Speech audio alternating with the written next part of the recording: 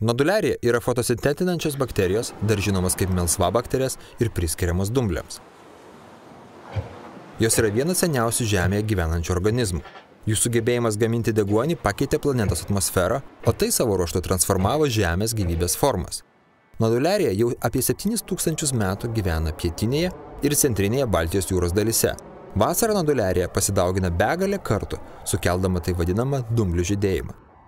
Noduliarija žydėjimas atrodo kaip tiršta, žaliai geltona žirnių sriuba, kuri dar gali būti ir nuodinga. Todėl, jei pamatysite dumblių žydėjimą jūroje, nesimaudykite, nežvejokite ir neleiskite savo gyvūnų bei patys neikite prie vandens.